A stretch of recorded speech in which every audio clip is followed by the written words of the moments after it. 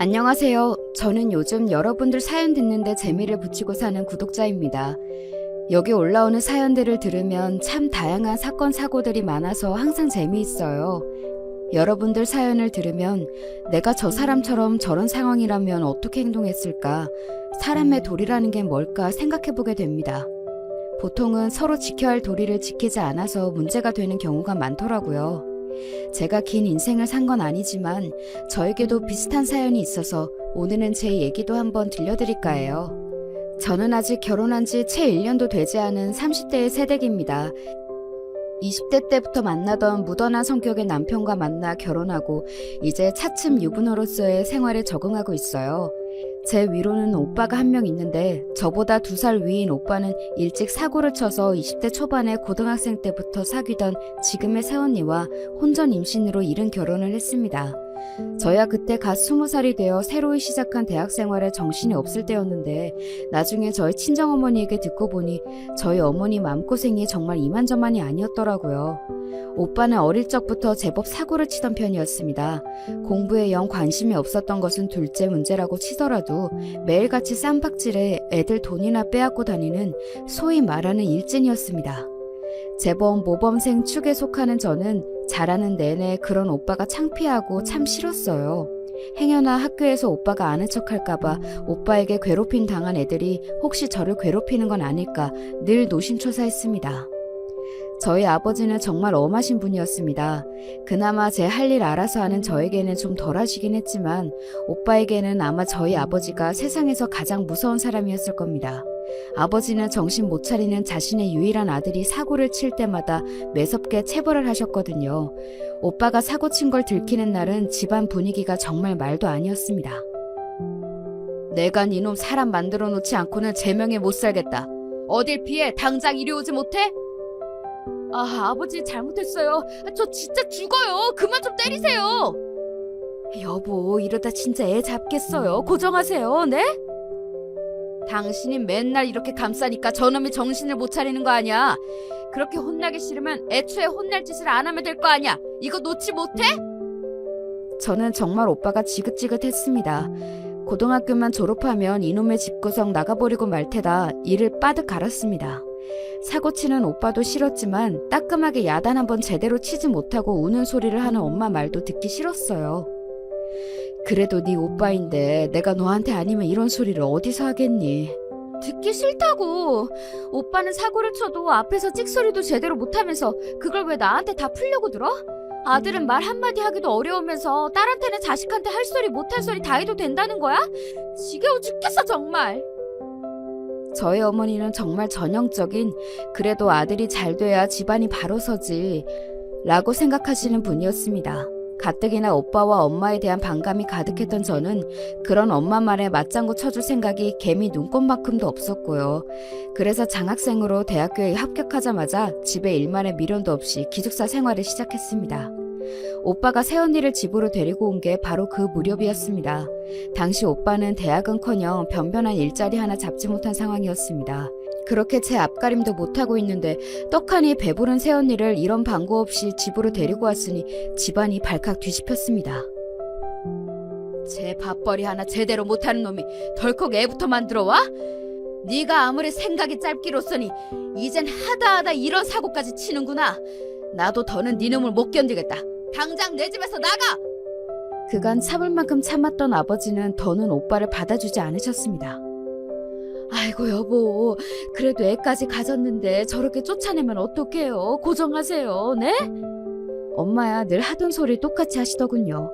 그러나 아버지도 보통 기세가 아니셨어요. 일이 이 지경까지 됐는데도 아직도 이 사람이 정신을 못 차리고 저놈 저렇게 천둥 벌거숭이처럼 사는 거 반은 당신 책임이야. 같이 쫓겨나고 싶은 거 아니면 입 다물어. 집안 꼴 참 잘 돌아간다 생각했습니다. 오빠가 사고치는 것도 한두 번이 아니고 이제 저 난장도 꼭 남의 일 같았습니다. 새언니라고 데려온 사람은 제가 이미 아는 얼굴이었습니다. 고등학교 때 오빠 오토바이 뒷공무니에 매달려 가던 걸 몇 번 본 적이 있었거든요. 오빠랑 같은 무리에서 여자애들을 괴롭히고 돈이나 뜯던 여자였습니다. 꼭 데려와도 자기랑 비슷한 걸 데려왔다고 생각했죠. 이번에 기숙사 돌아가면 한동안 집으로는 얼씬도 하지 말아야겠다고 생각하고 집을 나서려는데 엄마가 다급히 저를 뒤쫓아 오셨어요. 왜요? 예, 네 오빠는 남자니까 그래도 어디 가서 잠이라도 얻어 자겠지만 쟤는 배까지 부르는데 어쩌겠니? 네가 잠깐 데리고 있으면 안 되겠어? 엄마, 지금 무슨 소리를 하는 거야? 내가 자취를 하는 것도 아니고 나 지금 기숙사 들어가는 길이야. 설마 지금 나보고 대학교 기숙사에 배부른 사람을 데리고 들어가라는 소리 하는 거 아니지? 단 며칠인데 그렇게 야박하게 굴 거 없잖아. 곧 식구 될 텐데 그러지 말고. 응? 엄마 진짜 미쳤어? 엄마한테는 아들만 자식이고 딸은 자식도 아니야? 이제 나한테는 부끄러운 것도 없어? 식구 같은 소리 하지 마.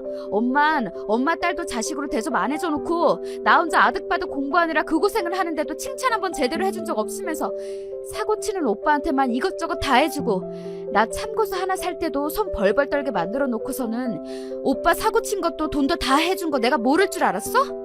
엄마는 아빠한테 저렇게 무시당해도 할 말 없어. 꼴도 보기 싫으니까 나한테 연락하지 마. 기어이 말 같지도 않은 소리를 하는 엄마를 보자 그간의 서름이 그만 폭발해버렸습니다. 정말이지 이 집안과 연을 끊고 싶을 지경이었어요. 똑같이 제 배 아파 나았을 텐데 왜 나는 이렇게 열심히 살아도 저 인간 말종보다도 사랑받을 수 없는 걸까 서러움이 왈칵 눈물이 났습니다. 화가 단단히 났던 저는 그 학기 내내 집에 돌아가지 않았습니다. 그러니 집안 돌아가는 사정을 알 길이 없었죠. 사실 딱히 알고 싶은 마음도 없었습니다. 방학 때 아버지 호출에 잠깐 집에 들렀더니 오빠는 집에 없었습니다.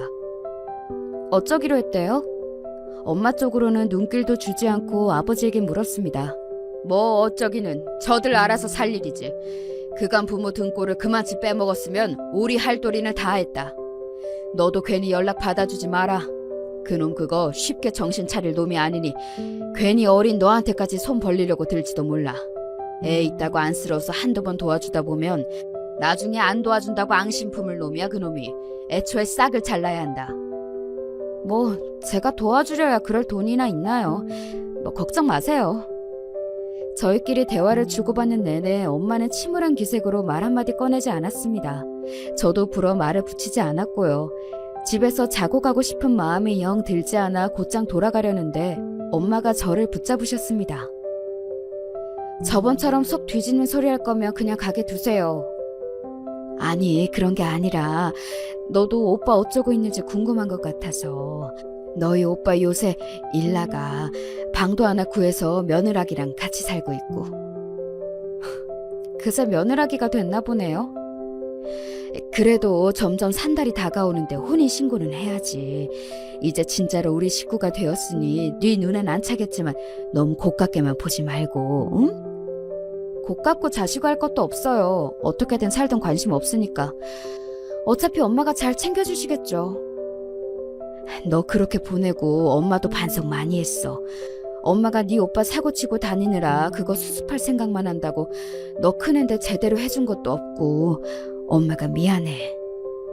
됐어요. 내가 미안하단 소리 한두 번 듣나. 그래놓고 나한테 또 미안한 짓 할 거잖아. 안 봐도 뻔하지. 오빠 일자리도 당연히 엄마가 구해다 준 거겠죠. 방 구해줬을 거야. 말할 것도 없고. 나 이제 엄마한테 아무것도 기대 안 하니까 엄마도 오빠 문제로 나한테 이야기 나를 생각하지 마세요. 그 말을 끝으로 저는 차갑게 돌아섰습니다. 그간 아버지와 오빠 사이에서 혼자 아등바등하는 엄마가 안쓰러운 마음에 수도 없이 참아왔지만 결국 돌아온 건 상처뿐이라는 생각에 더는 엄마를 받아주기가 힘들었습니다. 그땐 엄마보다 나 스스로가 더 안쓰러웠어요. 그렇게 저는 대학 다니는 내내 본가와는 거리를 두었습니다. 저는 저 나름대로 공부하느라 바쁘고 지금의 남편과 연애도 하면서 차츰 마음의 안정을 찾아갔습니다. 드물게 집에 갈 때는 건너서 오빠 소식을 듣기도 했지만 별다른 감흥은 없었습니다. 태어난 아이는 아들이라고 들었습니다. 그때까지도 오빠와 절연한 아버지는 오빠와 오빠의 가족들을 만나지 않고 있었어요. 저도 오빠나 새언니는 궁금하지 않았지만 아이는 조금 궁금하긴 했습니다. 부모가 문제지 아이는 죄가 없잖아요. 엄마 혼자서 오빠네 집을 간간히 들락거리는 것 같았지만 불어 묻지는 않았습니다. 대학을 졸업하고 취직에 성공해 그간 대학 시절 알바에서 모은 돈으로 자취를 시작할 무렵 아버지의 건강이 안 좋아지셨습니다. 퇴직하신 지 얼마 지나지 않아 대장에서 악성 종양이 발견되었습니다. 암이었습니다. 나이가 있으시다 보니 진행이 빠르진 않았지만 그래도 암은 암이었습니다. 엄마와 저는 마른 하늘에 날벼락 맞은 기분이었지만 정작 당사자인 아버지께서는 크게 동요하지 않으셨습니다. 요새 이 나이 먹도록 안 아픈 사람이 어디 있겠어. 때되니 생길 일이 생긴 것뿐이다. 담담하게 말씀하시는 아버지 모습에 마음이 아팠습니다. 그간 오빠 때문에 마음고생이란 마음고생을 있는 대로 다 하시고 이제 퇴직하셔서 좀 편하게 사시나 했더니 암 환자가 되어버린 아버지가 안쓰러웠어요. 비록 자라는 내내 집안이 조용할 날이 없어 원망스러웠던 마음도 있었지만 그나마 아버지가 아니셨으면 제게 무관심한 엄마와 인생의 도움이라고는 안 되는 오빠 사이에서 어떻게 엇나갔을지 모를 일이었습니다. 그러고 일주일쯤 지났을 때였을까? 아버지께서 제 자취방으로 찾아오셨습니다. 딸내미 불편해하는 눈치를 빤히 아셔서 이삿날을 제외하고는 그간 아버지께서 저희 집으로 오신 적이 한 번도 없었습니다. 심상치 않은 눈치에 아버지께 앉으실 자리로 권하고는 무슨 말을 하실지 침을 꿀꺽 삼키고 기다렸습니다. 네 오빠를 만나고 왔다. 그럴 수 있지요. 어찌됐든 자식이니까요. 거기다 손자까지 있지 않습니까? 말씀은 안 하셔도 내심 손자가 보고 싶으셨을 텐데 암 진단까지 받게 되셨으니 얼굴 한번 본 적 없는 손자 생각이 더 나셨으리라 생각했습니다. 생긴 건 네 오빠를 빼다 박았는데 그래도 애가 참 얌전하니 순하더라. 한 번 보고 다 알 수 없겠지만 오빠 성격을 닮지 않았다는 소리에 저도 모르게 안도했습니다. 본인 인생을 생각해서라도 그 편이 훨씬 나을 테니까요. 여기까지야 예상 가능한 얘기라고 생각했는데 아버지께서 뜻밖의 말씀을 하셨습니다. 오늘 널 찾아온 건 유산 문제를 미리 정리하고 싶어서야. 유산 이야기는 뜻밖이었습니다. 암 진단을 받으시긴 했지만 예후가 아주 나쁜 것도 아니었고 진행이 빠르지도 않았기에 그저 치료받으시게 할 생각뿐이었지 아버지가 돌아가실 거라고 생각하진 않았거든요. 아버지, 아직 그런 이야기 할 때는 아닌 것 같아요. 저 안 들을래요. 어허, 그냥 들어. 내가 당장에 나자빠질까 하는 소리가 아니라 이런 문제는 미리 정리를 해둬야 뒤에 잡음이 없다. 내가 아무리 생각해도 너한테 미리 언지를 해두지 않으면 네 오빠 때문에 언제가 돼도 문제가 안 생길 것 같지가 않아. 그렇게 말씀하시는 아버지 낯빛이 하도 어두워 달리 대꾸할 말이 없었습니다. 저로서도 충분히 예상 가능한 미래이니 아버지 생각은 오죽하셨겠어요. 먼저 너한테는 미안하다. 너랑 네 오빠한테는 공평하게 재산을 나눠줄 생각이야. 원래 그놈에게는 한 푼도 물려주지 않을 요량이었다만 어린 것 한 번 보고 나니 아비나 어미나 어느 것 하나 미덥지가 못한데 저 어린 게 크면서 얼마나 고생스러울지 걱정이 되어서 그냥 내버려 둘 수가 없더구나.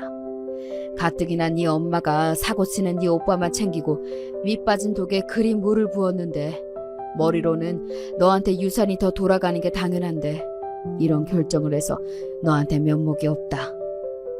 정작 차별하며 키운 엄마한테도 듣지 못한 소리를 해주시는 아버지 덕에 서운한 감정이 조금은 녹아내리는 것 같았습니다.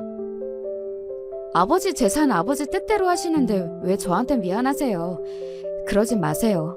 아버지 지금 말씀 꺼내시기 전까지는 유산은 생각도 못 해봤는걸요. 게다가 오빠 쪽에 식구가 많으니 더 물려주셔도 달리 할 말이 없었는데 그렇게 말씀해 주셔서 감사해요. 임의로 그렇게만 두면 네 오라비 길길이 날뛸 테니 내가 서류 정리는 분명하게 해둘 거야. 그러니 그 부분은 걱정하지 않아도 된다. 내가 걱정이 되는 건 너의 엄마야. 아, 그렇죠. 사고치는 아들 앞으로는 그 무엇을 주어도 아까워하지 않으실 엄마였습니다. 아버지가 무얼 걱정하시는지는 너무나 자명했죠. 네 어머니한테 바로 재산 명의 이전을 했다가는 네 오빠 입에다 재산 갖다 바치는 꼴이나 다를 게 없겠지. 지금 우리 사는 집은 주택연금 들어서 다달이 너희 어머니 생활비 나오도록 할 테고 그 사람 가고 나면 집은 공사에 귀속될 테니 그렇게만 하면 생활하는데 너한테 손 벌릴 일 없이 부족하지 않을 거다. 근데 그놈이 나 떠나고 나면 과연 그 집에 손대지 않을지 장담할 수가 없어. 당연한 의심이었습니다. 제가 보기 싫은 마음에 그간 귀 기울이지 않아 그렇지 아버지에게 절연당했는데도 어떻게든 아버지 재산에 손을 대려고 호시탐탐 기회를 노렸을 오빠 모습이 눈에 선했습니다. 그러니 아버지 마음도 일이 무거우실 수밖에요. 네 엄마랑 같이 내 생전의 집 처분과 관련해서 공증을 받을 거다. 주택연금 관련 문제는 변호사를 끼고 진행할 거고 네 엄마 옆구리 찔러서 네 오빠가 그 집을 처분하려 해도 네 동의가 없으면 주택연금 해지와 집 매매가 불가능하도록 조항을 넣을 거야. 혹여 처분하더라도 처분한 돈 그놈 혼자 홀랑 먹지 못하도록 비율 배운도 미리 기재해 둘 거고 그렇게 하면 그놈도 섣불리 제 엄마 집까지 탐내지는 못하겠지. 그런데 그렇게 하면 그놈이 집 못 팔게 한다고 너를 들볶을게 선한데 그건 내가 떠나면 막아줄 수 있는 게 아니니 그게 벌써부터 걱정이구나. 오늘 아버지가 정말 하고 싶으셨던 말씀은 바로 이거였겠죠. 제가 이미 엄마에게 오만 정이 떨어진 걸 알고 있으셨겠지만 저 말고 엄마를 부탁할 데가 없으셨을 테니까요. 저도 엄마에게 마음의 응어리는 남아있었으나 그렇다고 오빠한테 집도 절도 빼앗기고 엄마가 길거리에 나앉길 바라는 마음은 추호도 없었기에 아버지의 결정을 이해했습니다. 알겠어요. 그렇게 할게요. 제가 그 집은 꼭 지킬 테니 아버지도 엄마 걱정은 마세요. 제게 확답을 받고서야 아버지의 안색이 좀 나아지셨습니다. 간만에 오신 아버지께 맛있는 음식을 대접하며 정말 그런 일이 생기면 어떻게 대처해야 하나 좀 가슴이 답답해지는 듯도 했습니다. 아버지가 조카를 한번 보셔서 그런지 몇 년 만에 오빠에게서 연락이 왔습니다. 너 취직했다며? 그동안 잘 지냈냐? 조카 어떻게 생겼는지 궁금하지도 않았어? 연락 안 하긴 오빠도 피차 일반이었으니 말 얹지 말고. 무슨 일이야? 애가 고모를 보고 싶어해. 고모가 있다는 얘기는 해줬는데 한 번도 본 적이 없으니 궁금했나봐. 아버지가 집에 못 오게 하실 때야 그러려니 했지만 할아버지 얼굴도 한 번 보고 나니 더 생각이 나나봐. 네가 나한테 감정이 별로 안 좋을 건 아는데 그래도 나도 이제 애 아빠인데 예전처럼 그러기야 하겠냐. 시간 나면 애 얼굴이라도 한번 보러 오라고. 솔직히 오빠가 다시 보고 싶은 건 아니었지만 그래도 핏줄이 당기는 건지 어린 조카가 고모를 보고 싶어 한다는 말에는 흔들리더군요. 거기다 벌써 태어난 지 수년이 되었는데 만난 적이 없어 고모 소리가 어색하다는 생각에 그간 아이에게 너무 무심했나 하는 생각도 들었습니다. 그렇게 오빠의 제안을 수락하고 처음 만나는 조카에게 줄 선물을 고르다 보니 저도 괜히 마음이 들떴습니다. 그렇게 오빠의 집에 처음으로 방문하게 되었죠. 야, 너 오랜만이다. 이제 제법 직장이 퇴근하네. 아가씨 어서 오세요. 우리 수민이가 아가씨 엄청 보고 싶어 했어요. 마치 어제 만난 사람인 양 저를 반기는 오빠와 새언니가 좀 어색했으나 저도 분위기에 맞춰 인사를 하고는 집으로 들어섰습니다. 집이 크진 않지만 제법 관리가 잘 되어 있는 것 같았습니다. 집을 한 바퀴 휘인 눈으로 둘러보고 있는데 저쪽 구석에 조그마한 아이 하나가 서 있었습니다. 제 시선을 느꼈는지 주춤한 아이는 낯을 가리는 모양이었습니다. 수민아, 수민이 보고 싶어 했던 고모야. 이리 와서 인사해. 수민이가 고모 데려오라며. 고모 왔네. 제 엄마 아빠가 어르는 소리에도 당황스러워 보이는 아이에게 제가 먼저 조심스럽게 다가갔습니다. 수민아 안녕? 고모야. 고모 궁금해했다고 들었는데 얼굴 좀 보여줄 수 있을까? 작은 목소리로 속삭이듯 아이에게 말을 걸자 그제야 아이가 슬쩍 제 얼굴을 바라보았습니다. 아버지 말대로 아이는 오빠 어릴 적 얼굴과 많이 닮아 있었지만 눈매만은 순한 것이 오빠와는 달랐습니다. 얌전하고 수줍음이 많은 아이답게 조심스럽고 조용하게 다가가는 것이 덜 부담스러울 것 같았습니다. 고모라고는 하지만 아이 입장에서는 처음 보는 어른이잖아요. 다행히도 그런 제 생각이 틀리지 않았는지 아이의 눈에 호기심이 비치기 시작했습니다. 고모도 수민이가 너무 보고 싶었어. 우리 악수할까? 대답은 하지 않지만 수줍게 제가 내민 손을 맞잡은 자그마한 손가락이 따뜻했어요. 참 이래서 핏줄이 무서운 건지 제 아빠랑 그렇게 사이가 안 좋은데도 조카는 예뻐 보이더군요. 낯은 가려도 제가 싫지는 않았는지 이내 제 무릎에 살포시 앉은 수민이는 제가 그날 집에 돌아갈 때까지 얌전히 제 무릎 위를 지키고 앉았습니다. 고모, 다음에 또 와요? 아이고 예뻐라고 하루 새에 저는 그만 수민이에게 마음을 홀딱 빼앗겨 버렸습니다. 기어코 제 아들과 절연하리라는 아버지의 강철 같은 다짐을 꺾은 아이이니 오죽하겠나 싶었으나 아이는 정말 예쁘고 사랑스러웠습니다. 무엇보다 성격이 제 아버지를 닮지 않았다는 게 더 마음에 든 게 아니었나 싶기도 합니다. 한번 물꼬를 트고 나니 서로 간의 교류는 잦아졌습니다.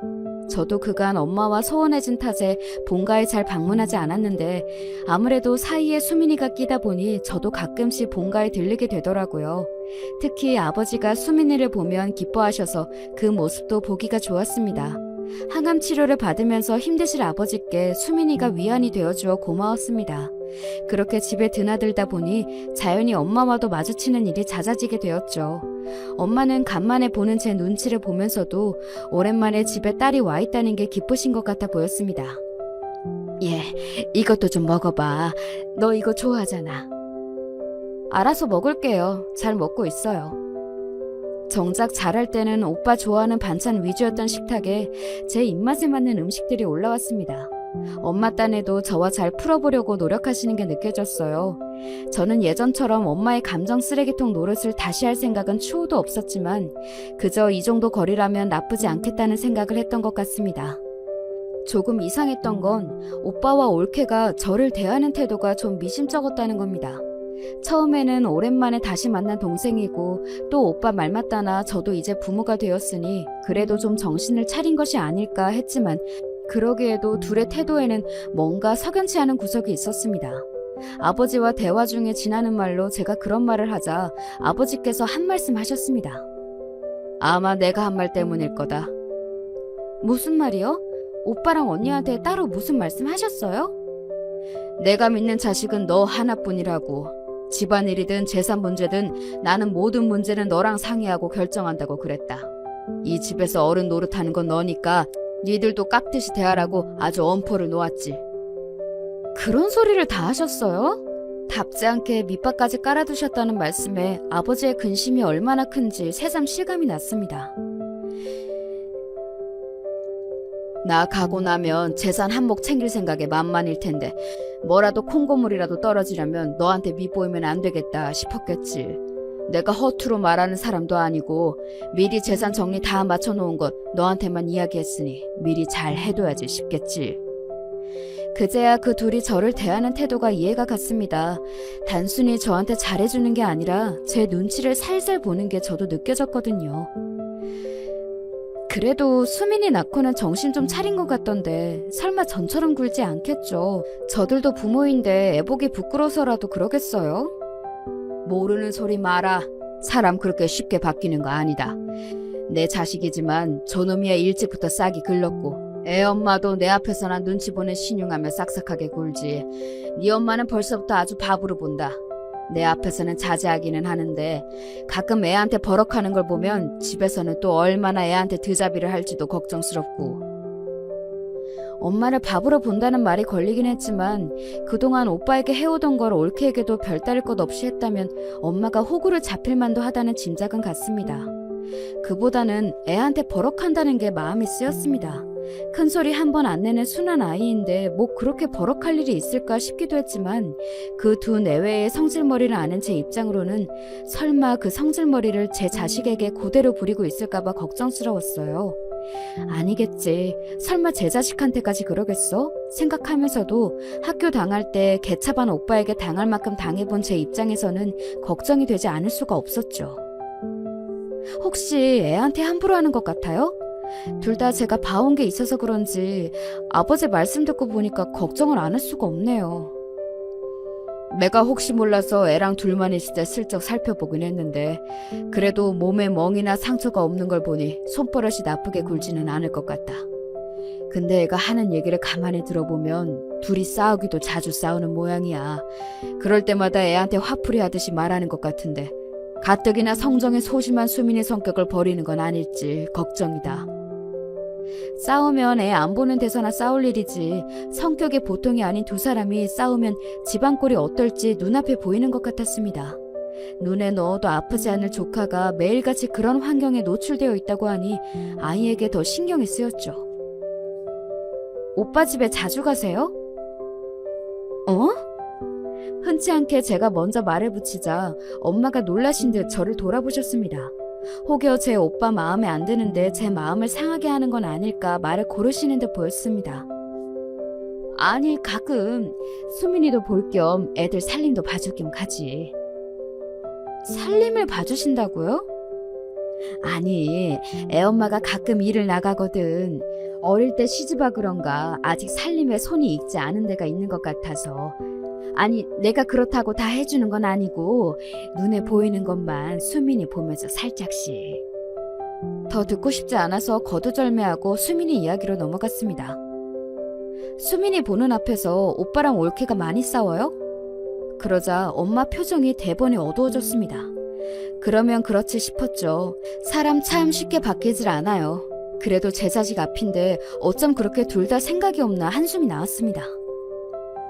얘가 다 듣는데도 그러고 있어요? 그걸 안 하는 거면 엄마 앞에서도 자주 그런다는 거네? 애엄마랑 아빠 둘 다 성격이 불같으니 아무래도 그럴 때가 잦긴 하지. 저는 한숨을 푹 내쉬고 말했습니다. 요즘도 오빠 뒤치다거리 다 해줘요? 아니야. 나 이제 안 그래. 다 커서 제 자식까지 낳은 놈 사고를 쳐도 제가 수습하는 거지. 늙은 어미가 쫓아다닌다고 달라지는 것도 아니고. 저 생긴 대로 살겠다는데 나도 더는 안 그런다. 생각 외로 엄마에게서 단호한 대답이 돌아왔습니다. 웬일이야? 그렇게 사고를 쳐도 오빠한텐 생전 나쁜 소리 한 번 안 하더니. 내가 미련통이었지. 제 아버지한테 늘 타박을 받으니 나라도 감싸면 좀 정신을 차리겠지. 머리 굵으면 제 놈이라고 철 안 들고 배기겠나 싶었어. 근데 그게 다 헛수고였지. 제 어미는 고사하고 제 자식 앞에서도 정신을 못 차리는 놈인데 내가 밑빠진 독에 물 부은 거지. 간만에 듣는 하소연이었으나 그 내용은 큰 차이가 없었습니다. 엄마한테서 그간 오빠를 무조건적으로 감싼 일을 후회하는 말을 듣는 건 그때가 처음이었습니다. 눈에 넣어도 아프지 않을 귀한 손자 앞에서 소리를 질러대며 싸우는 아들 내외를 보며 엄마도 깨달은 바가 있으신 듯 했습니다. 그간 제가 그리 호소를 해도 속이에 경을 끼더니 그래도 손자가 다르긴 다른 모양이었습니다. 그걸 알았는데도 그 집에 가서 살림을 살아줘요? 걔들 이뻐서 해주는 거 아니야. 수민이 환경 나빠질까 더 그런 거지. 다급하게 해명하는 엄마를 보면서 어쩔 수 없이 측은지심을 느끼는 제 모습을 보며 나도 참 답이 없다 싶었습니다. 그럼 괜히 그 집 가서 고생하지 말고 수민이 봐줄 일이 있으면 집으로 데려와요. 엄마 일 있으면 나한테 데려오고 며칠 봐주는 정도 해줄 수 있으니까. 전혀 생각지도 못했다는 말을 들었다는 듯 엄마가 제 뜻밖의 말에 놀라신 것 같았습니다. 제가 집에 발길을 끊기 전에 가장 크게 싸웠던 게 수민이를 가진 옳게 거친 문제였으니 제가 수민이에게 따로 마음을 써줄 거라고는 생각을 못 하셨던 것 같아요. 하지만 수민이도 제게는 귀한 조카였습니다. 고맙다. 몇 번 보지도 않은 조카한테 이리 마음을 써주고 나도 그렇고 항상 가족들한테 마음 써주는 거 너였는데 내가 눈이 멀어 그걸 몰랐어. 미안하다. 미안해. 제게 고맙고 미안하다며 울먹이시는 엄마 모습을 보며 안쓰러운 마음과 아직 채 가시지 않은 원망스러운 마음이 동시에 올라왔습니다.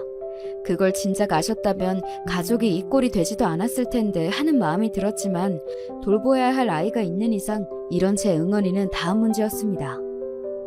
나 허투루 하는 말 아니야. 나도 수민이 고모예요. 진짜로 걱정돼서 그러는 거니까 애 엄마 아빠 애 보기 안 좋은 짓 한다 싶으면 바로 나한테 보내. 고맙다. 말만이라도 정말 고마워. 연신 눈물을 훔치며 고맙다고 중얼거리는 엄마를 보며 그새 많이 늙으신 엄마 모습이 또 짠하게 다가왔습니다. 제 가정까지 꾸리고도 제 모친 눈에서 눈물이 마를 날이 없게 만드는 오빠놈에게 신물이 날 지경이었습니다. 그렇게 거의 주말마다 수민이가 저희 집으로 오게 됐어요. 부부가 주말에 뭐가 그리 바쁜 건지 애 맡아줄 사람이 있다니 애랑 같이 있어줄 생각은 않고 신나게 맡기러 오더군요. 애들 부모 행실엔 속에서 욕이 나왔지만 수민이는 예뻤기에 내색은 하지 않았습니다. 지금은 남편이 된 당시 제 남자친구와도 제대로 데이트할 시간은 주말뿐이라 좀 미안하긴 했지만 사정을 이해해준 남편도 자주 저희 집에 수민이를 보러 온 덕에 제법 가까워졌습니다. 수민이는 처음 만났을 때는 말수가 극도로 적었지만 어느새 저에게도 익숙해졌는지 작은 목소리로 조잘조잘 이야기하는 것을 좋아했습니다. 저는 아이가 제 앞에서도 밝아졌다고 생각해서 기뻤습니다. 우리 수민이 처음 봤을 때는 수줍어서 고모한테 말도 잘 못했는데 이렇게 이야기하는 걸 좋아하는 줄은 몰랐네. 제가 놀리듯 말하자 수민이는 금세 시무룩해져서 말했습니다. 집에서 말 많이 하면 시끄럽다고 엄마 아빠가 소리 질러요. 고모는 제가 이야기 많이 해도 다 들어줘서 좋아요. 아이 말에 가슴이 아팠습니다. 수민이처럼 순한 애가 또 어디 있다고 이걸 못 견뎌서 애한테 소리를 지르는 오빠 내외가 정말 못마땅했습니다. 제 마음만 같아서는 수민이를 제가 확 데려와 버리고 싶었지만 부모가 뻔히 생존해 있는데 그럴 수 있을 리가 만무했죠. 수민이와 함께 있는 시간만이라도 아이가 행복할 수 있도록 최선을 다하자 생각했습니다. 그렇게 몇 년의 시간이 흐르고 수민이도 초등학생이 되었죠. 그동안 아버지께서 제법 잘 버텨주고 계셨는데 아버지 건강이 급격히 나빠졌습니다. 아무리 암이 한치 앞을 알 수 없다고 하지만 너무 갑자기 상태가 좋지 않아져서 당황스러웠습니다. 당시 저는 남편과 결혼 이야기가 오가는 중이었는데 아버지께서 더 버티기 힘들다고 판단하셨는지 결혼을 서둘러 줄 것을 부탁하셨어요. 아무래도 내가 오래 넘기기가 쉽지 않을 것 같다. 그래도 너 시집 갈 때 손은 잡아주고 싶어. 정말 별소리를 다 하신다며 아버지를 타박했지만 아버지의 시간이 얼마 남지 않았다는 걸 저도 인정하지 않을 수가 없었습니다. 그 무렵 아버지는 정말 병색이 완연하셨거든요. 결국 예정보다 몇 달 앞당겨 결혼식을 치른 지 보름도 되지 않아 아버지께서 돌아가셨습니다. 상실감에 제정신을 차리고 있기가 힘겨웠지만 남은 일이 산더미 같았습니다. 아버지의 장례를 마치고 산소를 꾸미느라 정신없는 시간을 보내고 다들 어느 정도 일상으로 돌아오자 아버지가 가장 걱정하셨던 유산 문제가 남아 있었습니다. 아버지께서 예전부터 저에게 말씀하시고 미리 준비하신 덕에 모든 준비는 완벽했습니다. 혹여 제가 혼자서 미리 유산과 관련된 사실을 알았다거나 유산 문제에 예전부터 관여되어 있는 걸 알면 오빠가 어떻게 나올지 몰랐기에 아버지의 유산 배분의 공표 또한 변호사에게 이름해 두셨습니다. 그렇게 유산과 관련한 세부 사항들이 공개되자 저도 일단 아버지가 당부해 두신 대로 사전에 유산 문제에 대한 언지를 들은 적 없는 것처럼 행동했습니다. 어머니를 우리가 모시면 이 집 문제도 유산으로 해결해야 하지 않나? 오빠가 시커먼 속을 채 숨기지도 못하고 드러내자 집과 관련해 미리 결정되었던 주택연금 문제와 처분에 관련된 사항 또한 공개되었습니다. 아버지의 선견 지명이 빛나는 순간이었습니다. 아버지 떠나신 지 얼마나 됐다고 공평하게 유산을 받은 만큼 받았음에도 어머니 사실 집까지 탐내는 모습에 속으로 혀를 찼습니다. 어머니, 아버님도 이제 집에 안 계시면 적적하실 텐데 저희가 모시는 건 어때요? 혼자 계시기엔 이 집 너무 넓잖아요. 은근슬쩍 이 집에 비비고 앉아보려는 올케에게 어머니가 단호히 말씀하셨습니다. 나는 니들이랑 같이 사는 게 더 불편하다. 평생 내가 내 남편이랑 같이 산 집인데 나는 여기서 그냥 혼자 살란다. 늘 아들 며느리에게는 한 발 양보하시던 엄마였기에 오빠 내외는 당연하고 저도 조금 놀랐습니다. 엄마가 저리 단호하게 말씀하시는 건 평생 본 적이 없었어요. 그렇게 오빠 내외는 더 말을 꺼내보지도 못하고 자리를 떴습니다. 엄마와 저희 부부만 남자 엄마가 말씀하셨습니다. 그 사람 떠나기 전에 너희 아버지가 아주 신신당부를 하더라. 자기 죽고 나면 분명히 네 오빠 내외가 당신을 모시네 마네 하면서 지푸더 꿀꺽하려 들 거라고. 제 엄마 몫으로 남은 건 그거 하나뿐인데 그래도 내가 저들한테 그동안 해온 게 있는데 설마 그렇게까지 할까 싶었건만 내 꼴이 참 우습게 됐구나. 너희 아버지가 이제부터 정신 똑바로 차리고 살아야 한다고 이제 막아줄 자기도 없는데 예전처럼 무르게 굴었다가는 저놈한테 잡아먹히는 건 순식간이라는 소리를 하기에 제 아들한테 어쩜 저렇게 마지막까지 모질까 싶기도 했다만 내 자식 모르는 건 네 아버지가 아니라 나였어. 진작 네 오라비 싹수 알아봤을 너로서는 이제 와서 내가 이런 소리 하는 게 어처구니가 없겠지만 떠난 그 사람 말 새기고 이제라도 정신 차리고 살아볼까 한다. 너한테는 정말 미안하다는 말밖에 할 말이 없어. 평생 아들한테 인생 갈아넣은 결과가 이러했으니 참담함을 금할 길이 없었습니다. 스스로 자초한 바가 없지 않다고 하나 엄마라고 제 아들이 저 지경까지 되리라고 생각이나 했을까요? 남편도 이른마당에 그리 귀히 여겼던 아들에게마저 배신감을 느꼈을 엄마를 더는 탓하고 싶지 않았습니다. 괘씸하게도 오빠 내외는 부모님 댁으로 가던 발길을 딱 끊어버렸습니다. 이제 먹을 건 다 뽑아먹었다고 생각했을 것이 뻔했습니다. 그 와중에도 자기들 필요할 때만 아무 때나 수민이를 맡겼습니다. 그나마 그것도 저희들이 픽업을 하는 것도 아니었고 애만 덜렁 보냈죠. 별 정이랄 것도 없는 저야 그렇다 쳐도 저 사람 만들겠다고 본인 인생을 바친 엄마나 제 자식인 수민이한테는 그러면 안 되는 거 아닙니까?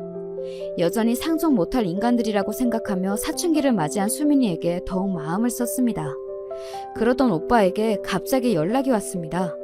엄마 댁으로 모여달라는 말에 남편과 함께 나서긴 했지만 감은 썩 좋지 않았죠. 간만에 마주 앉은 오빠와 올케의 꼴이 말이 아니었습니다. 두 사람 얼굴에서 미처 감추진 못한 생채기를 발견한 저는 이제 하다하다 이것들이 서로 쥐어뜯고 싸운 건가 싶었습니다. 급하게 돈이 필요한 일이 있어요. 엄마가 좀 도와주셔야겠어요. 말이 도와주세요지 말투는 당장 돈 내놓으라는 투였습니다. 뭐 놀랍지도 않습니다. 여기까지는 저로서는 충분히 예상이 가능했거든요. 돈 필요할 때 아니면 가족 찾는 인간이 아니니 이번에도 돈 필요하니 우리를 찾았겠죠. 엄마가 싸늘한 말투로 말씀하셨습니다. 네 아버지가 유산 남겨준 지 얼마나 됐다고 돈 이야기를 꺼냈느냐? 그게 적은 돈도 아닌데 그건 다 어디다 팔아먹고? 그래도 제 어머니에게는 좀 긍정적인 반응이 나올 거라 기대했는지 오빠와 올케의 얼굴에 당혹감이 스쳤습니다. 수익률 확실한 투자처가 있다고 해서 투자를 했는데 원금이 반토막도 안 남았어요. 이거 안 메우면 당장 집을 빼야 할 판인데 수민이도 있는데 길거리에 나앉을 수는 없잖아요. 엄마가 이번 한 번만 딱 도와주세요. 네, 어머니, 저희가 정말 잘 모실게요. 내가 너희들을 모시면 모셨지. 너희들이 나를 모시겠느냐? 나는 분명히 말했다. 나는 이 집에서 혼자 살 테니 이제 너희들 문제는 너희끼리 알아서 해결하거라. 엄마의 단호한 거절에 오빠가 버럭 성질을 부렸습니다. 아들이 이렇게까지 부탁을 하는데 그거 뭐가 그렇게 어렵다고 그걸 못 들어줘요. 네? 어차피 어머니 돌아가시면 결국 자식들한테 돌아올걸. 저 인간이 미쳤나 싶어 한마디 하려는데 엄마가 분노를 참지 못하고 소리를 지르셨습니다. 네 놈은 나한테 해준 게 뭐가 있어? 이렇게 돈 맡겨놓은 듯 꿇어! 그간 이 집 기둥뿌리를 몇채나 뽑아먹은 놈이 염치가 있으면 어떻게 제 어미 마지막 남은 재산까지 강탈하려 들어? 네 놈이 도둑놈이지 자식놈이냐? 뭐? 이번 한 번만 도와줘? 어디 네 놈이 내 도움 없이 밥 빌어먹고 산 적이 있더냐? 평생을 제 앞가림 못하고 산 반편이 같은 놈이 제 부모 없었으면 자식 건사하고 살 주제도 못 되는 놈이 어디서 뻔뻔하게 주둥이를 들려! 천둥 같은 엄마의 호령에 그 뻔뻔하던 오빠놈도 주춤했습니다.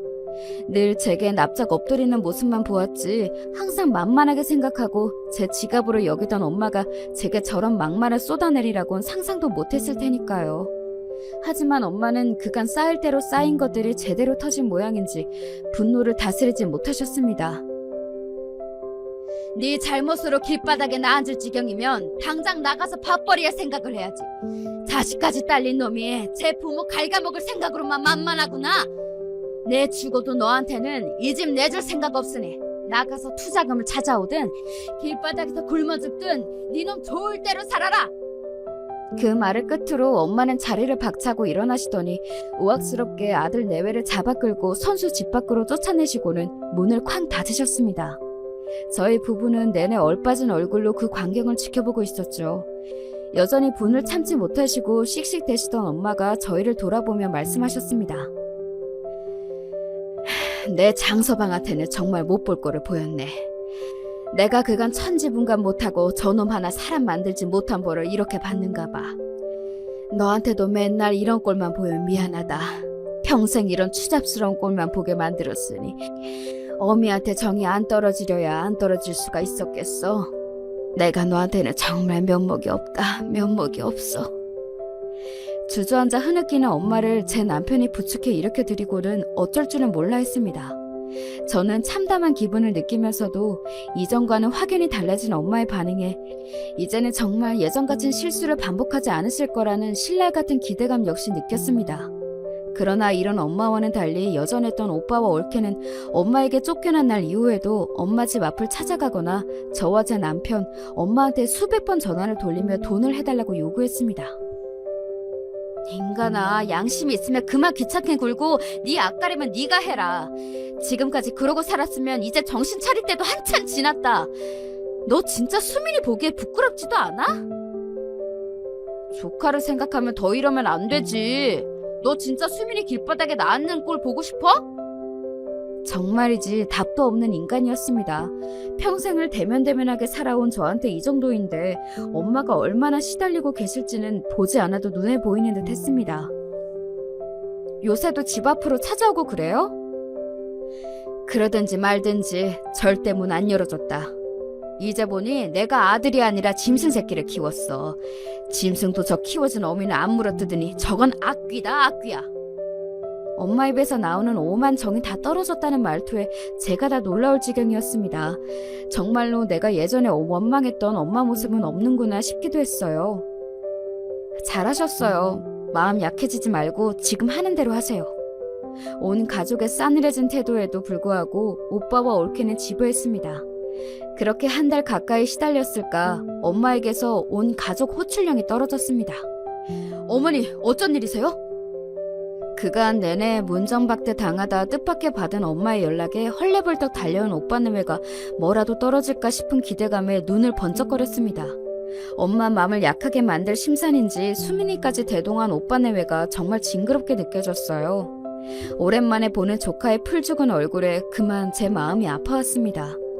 그간 아들 내외에게 학을 때도 제대로 됐던 엄마가 무슨 일로 온 식구들을 불러 모았는지 저도 궁금했습니다. 내가 알츠하이머 판정을 받았다. 순식간에 모든 소리가 뚝 멎었습니다. 생각지도 못했던 화제에 어안이 벙벙했습니다. 장모님, 알츠하이머라면 치매 말씀하시는 거예요? 가장 먼저 정신을 차린 남편이 엄마께 되물었습니다. 그래, 맞아. 치매. 나 치매란다. 돈 받을 생각 만만이었던 오빠 내외는 뜻밖의 화제에 눈에 띄게 당황했습니다. 아, 치매요? 치매시라고... 엄마, 이게 무슨 소리예요? 검사는 또 언제 받았어? 니들 아버지 돌아가시 전부터 조짐은 있었어. 최근에 내가 원체 스트레스 받을 일이 많았다 보니 증상이 심해져 저번 주에 검사를 받았는데 어제 결과가 나왔다. 스트레스 받을 일이라며 오빠 내외를 빤히 쳐다보는 엄마의 눈길을 내부가 잽싸게 피하더군요. 그러든지 말든지 제겐 엄마의 치매 소식이 더 충격이었습니다. 그럼 앞으로 어떻게 해야 한대요? 치료하면 된대? 그것 때문에 너희를 불렀다. 이제 치매면 앞으로 그리 오래 살지도 못하겠지. 니들 내 집 그렇게 탐내더니 잘 됐구나. 전부터 말했지만 나는 이 집에서 죽을 생각이다. 앞으로 나랑 이 집에서 같이 살면서 나 갈 때까지 수발 들어주는 사람에게 나중에 이 집 몫을 더 떼어주마. 그렇게 돈 좋아하는 너희들이니 불만은 없겠지? 갑작스러운 제안에 다들 앉은 자리에서 그대로 얼어붙어 버렸습니다. 그때 올케가 정적을 깨고 외쳤습니다. 아가씨가 모셔요. 뭐요? 제가 황당해서 되묻자 올케가 소리를 질러댔어요. 치매 환자 모시는 게 무슨 장난도 아니고 우린 당장 길바닥에 나앉게 생겼는데 어머니까지 못 모셔요. 아가씨 유산 받았으니까 아가씨가 모셔요. 야, 잠깐 있어봐. 별로 좋지도 않은 짱구를 굴리는 모양인지 오빠가 다급히 외쳤습니다. 있긴 뭘 있어. 요새 치매 걸린다고 금방 죽는 줄 알아? 10년 15년씩도 치매 환자로 산다던데 그러면 너 어쩔 건데? 집 한 돈 언제 받을 줄 알고 혹을 또 하나? 나 못해, 안 해. 진짜 말이면 단줄하나. 엄마 앞에 앉혀놓고 언니 말 가려서 못해요? 애도 듣는데 정말 부끄럽지도 않아요? 난 그런 거 몰라. 모르니까 니들끼리 알아서 하라고. 그 말을 끝으로 올케가 오빠를 끌고 밖으로 나갔습니다. 제 자식도 버려두고 CC 때문에 나가는 꼴을 보니 제 딴엔 부하가 난 모양이었습니다.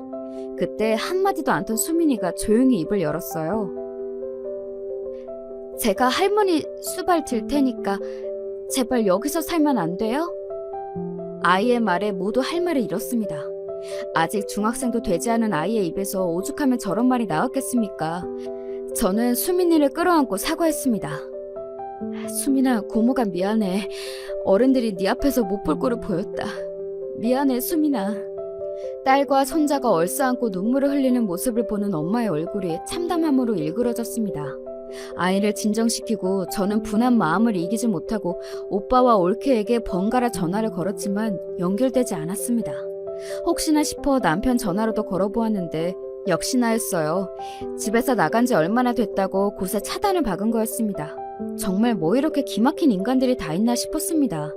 제 자식이 집에도 안 돌아오는데 찾을 생각도 없는 모양이었습니다. 그렇게 여러 날이 지나도록 여전히 오빠 내외는 저와 제 남편의 연락을 깡그리 무시했습니다. 엄마, 걱정하지 말아요. 우리가 둘 다 직장 다녀서 내도록 엄마 곁에 붙어 있을 수는 없지만 아직 초기 치매일 때는 우리 일하는 동안은 도와주실 분 구하고 나도 여기 드나들 테니 어떻게든 버틸 수 있을 거야. 나중 일은 나중에 생각하더라도 일단은 우리 그렇게 해봐요. 응? 엄마 기분을 풀어드리겠다고 하는 말에도 엄마는 별 반응이 없으셨어요. 그렇게 남편과 매일같이 엄마 집에 드나들던 어느 날 뜻밖에도 오빠와 올케를 오랜만에 만날 수 있었습니다. 제가 오시라고 했어요. 제 놀란 기색을 보고 여전히 엄마 집에 머물던 수민이가 말했습니다. 제 자식을 몇 날 며칠을 제 어머니 댁에 버려놓고 차마 안 올 수가 없었던 모양입니다. 저 앞으로 할머니랑 같이 살게요. 엄마 아빠 이제 저 안 찾으셔도 돼요. 아이의 황당한 말에도 두 내외가 눈만 꿈뻑거렸습니다. 그러더니 올케가 하는 말에 그만 기가 턱 막혀버렸어요. 그래, 뭐 너도 클 만큼 컸고 엄마 아빠랑 고생하느니 할머니랑 사는 것도 괜찮겠다. 뭐 이런 여자가 다 있습니까? 어이가 없어 오빠를 돌아보았더니 이놈도 별반 생각이 다르지 않아 보여 더 열이 뻗쳤습니다. 손자가 할머니랑 같이 살 수도 있지. 칠매 할머니랑 같이 살 생각을 다 하고 우리 아들이 효자네. 지금 다들 제정신이야? 애 나이가 몇 살인데 치매 환자를 돌보게 하겠다는 거야? 당신들 아들이에요. 정신 차려요. 상식을 벗어나 오빠 내외의 언동에 제가 다 정신이 이상해지는 기분이었습니다. 그때 엄마가 미친 사람처럼 고래고래 소리를 질러대기 시작했습니다. 이 미친 것들이 기어이 인간이기를 포기했구나. 이제 니놈은 내 자식이 아니다. 니들 같은 빌어먹을 종자들은 수민이 부모될 자격도 없다. 애는 내가 키울 테니 니놈들은 죽어도 다시는 내 앞에 나타나지 마. 엄마는 이미 분노로 제정신이 아니셨습니다. 저러다 쓰러지진 않으실까 저는 발을 동동 굴렀습니다. 알츠하이머라는 내 말은 거짓말이다. 내 니놈들 하는 꼴이 하도 괘씸해 어떻게 나오나 지켜보려 했는데 나를 버리려 드는 거야 놀랍지도 않았다만 제 자식까지 버리려 들어? 이 친증만도 못한 것들, 인간도 못 되는 것들! 뒤로 넘어가시려는 엄마를 부축하면서도 알츠하이머가 아니라는 말에 저도 같이 넘어갈 것 같은 기분이 되었습니다. 이 우스운 꼴이 우습지가 않아서 슬펐어요. 알츠하이머가 아니라니 지금까지 나 갖고 놓은 거야? 뭔 말 같지도 않은 소리를 하고 있어! 되레 저가 버럭 소리를 지르는 오빠를 바라보며 저놈은 평생 인간 되기는 틀렸다고 생각했습니다. 이 꼴을 보고서야 내 니놈한테 정을 떼다니. 내가 등신이다. 내가 등신이야. 앞으로 니놈이 길바닥에서 빌어먹든 얼어 죽든 내 아들은 이미 죽은 셈 칠 테니 니놈과의 부모 자식녀는 여기까지인 걸로 하자. 니놈 얼굴 보기도 구역질이 날 것 같으니 내 집에서 썩 나가라. 아니 그럼 집 한 돈은... 이 와중에 돈 얘기를 주절대는 올케에게 한 대 올려붙이고 싶은 걸 간신히 참고 두 내외를 내쫓았습니다. 상황을 파악하고 두 내외가 뒤늦게 저에게 접촉을 시도했으나 이번에는 저희가 모든 연락을 차단했습니다. 모르는 번호로 이러다 정말 우리가 죽는 꼴을 볼 거냐는 등 별 시답지 않은 문자가 계속해서 왔지만 모르쇠로 대응했죠. 남은 재산 하나 없이 알거지가 된 데다 생활력도 없으니 정말 길바닥에 나앉을 날이 목전일 겁니다.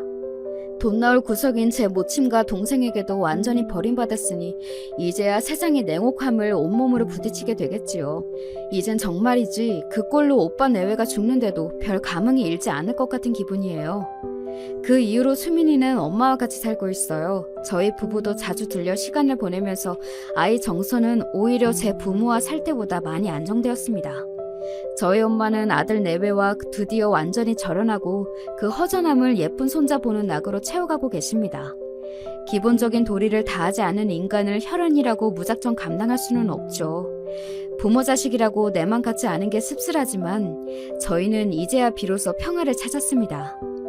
여기까지가 지금의 제 가족들이 살아가는 이야기입니다. 긴 이야기 함께 해주셔서 감사드려요.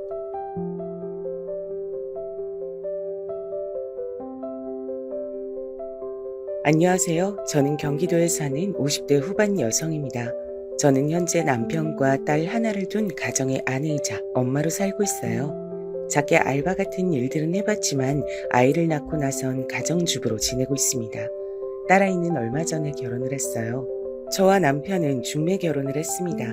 집안끼리 결혼할 때가 되어 소개받고 한 결혼이었어요. 그래서 3번쯤 만났을 때 이미 결혼 얘기가 나왔었습니다. 남편은 그 지역에서 괜찮기로 손에 꼽히는 직장에 다니고 있었고 저는 영세한 회사의 격리로 일을 하고 있었어요. 어차피 오래 할 수 있는 일도 아니었고 당시엔 전문직을 가졌거나 공무원 그런 분들이 아니고서야 여자가 결혼을 하고 회사를 다니기 굉장히 힘든 환경이었거든요. 그래서 저도 결혼과 동시에 일을 그만뒀습니다. 물론 놀면 뭐 하나라는 생각으로 생활비를 벌기 위해 이것저것 일을 해본 것은 있지만 거의 아르바이트 수준이었지 제대로 된 직장을 가져본 적은 없어요. 그냥 아이 낳고 살림하며 살았습니다. 남편은 전형적인 보수적이고 가부장적인 남자였어요. 여자는 집에서 살림만 해야 하고 내조 잘해야 하고 이런 생각을 가진 남자 말이죠. 뭐 이 나이대 남자들은 대부분이 그렇겠지만 말입니다. 결혼 생활이 마냥 평탄하거나 행복한 건 당연히 아니었습니다. 앞서 설명해드린 남편의 성격에서 알 수 있듯 남편은 가부장적인 사람이었고 자기 말은 들어야 하는 사람이었어요. 아무래도 그렇다 보니 제가 자유롭게 뭔가를 할 수 있는 부분도 크게 많지 않았고 말이죠. 게다가 시어머니도 보통이 아니신 분이었기 때문에 시집살이도 꽤 고됐습니다. 뭐 요즘 같은 또 제가 제대로 된 일을 하는 사람이었으면 진작에 이혼했을 것 같긴 해요. 그 어디에도 정부치고 살만한 것들이 없긴 했었으니까요. 하지만 저는 할 줄 아는 게 없었고 게다가 하나뿐인 딸이 제 발목을 늘 잡았습니다. 그나마 다행인 건 남편이 폭력을 행사하는 사람이 아니었다는 점 정도였어요. 그냥 폭언이나 막말을 할 때면 한 귀로 듣고 한 귀로 흘리는 법도 상당히 열심히 연말을 했고 말이죠. 사실 저희 같은 환경의 집안에서 딸 하나를 낳았다 하면 굉장히 난리가 날 법도 한데 사실 이 문제는 시어머니와 남편이 아무 소리도 할 수 없긴 했습니다. 첫째를 낳고 몇 년간 아이가 생기지 않아 시어머니의 갖은 구박이란 구박은 다 받다가 시어머니 손에 이끌려 검사를 받으러 간 적이 있어요. 분명 너한테 문제가 있을 게다. 시어머니는 그렇게 호언장담했지만 제 모든 검사는 좋게 나왔습니다. 그러고선 의사 선생님이 이렇게 말씀하셨거든요. 남편분도 한번 모시고 와보세요. 불임의 경우 남자 쪽에서 발생하는 경우가 더 많거든요, 요즘은. 우리 아들이 지혜비를 닮았으면 절대 그럴 리가 없어요. 그런 건 모르는 일이니까 한번 모시고 와보세요. 치료가 가능할 수도 있으니까. 의사의 그 얘기를 듣고 시어머니를 믿지 않았고요. 저를 병원 몇 군데나 더 데려갔습니다. 하지만 계속 같은 결과가 나오자 남편에게 병원을 한번 가보라고 넌지시 얘기했죠. 그래도 아들은 낳아야 하지 않겠냐고요. 그리고 검사 결과는 역시나 남편 쪽의 문제였어요. 정자의 개수가 정상에 비해 훨씬 작고 활동도 좋지 않다고요. 사실상 불임이라는 판정을 받은 겁니다. 시어머니와 남편은 믿을 수 없어 했고 이번에도 병원 몇몇 곳을 더 가봤지만 역시나 결과는 같았어요. 그러게 네가 처음부터 아들을 낳았으면 될 일 아니냐. 마지막 병원에서 이제는 물 건너간 손주를 생각하며 울컥했는지 그렇게 소리쳤어요. 그것도 의사 앞에서 말이죠. 그 모습을 보던 의사 선생님이 웃으며 했던 말이 아직도 생각이 납니다. 어머니, 아이의 성별을 결정하는 건 굳이 따지고 보면 남자 쪽 유전자예요. 여자의 유전자는 성별을 결정하지 못해요. 염색체가 하나거든요. 아마 그 의사 선생님은 제가 험한 소리를 들을 것 같으니 더더욱 그렇게 말해주신 거겠죠. 시어머니는 그 의사 선생님의 말에 한참을 입을 비죽이더니 더 이상 아들이나 임신 얘기를 하진 않았어요. 남편도 마찬가지였고요. 뭐 어쩌겠어요. 본인 아들과 본인에게 문제가 있다는데 절 탓하고 있을 순 없잖아요. 그런 환경에서 딸아이가 나고 자랐으니 자신의 아빠와 할머니의 사랑을 많이 받으면서 크진 않았겠죠. 당연하게 말입니다. 그래서 딸아이는 아빠와 할머니를 참 싫어했어요. 그건 지금도 그렇고요. 엄마 호강시켜주겠다고 자기가 성공해서 엄마에게 그 누구도 나쁜 소리 못하게 하겠다며 딸아이는 정말 열심히 공부했어요.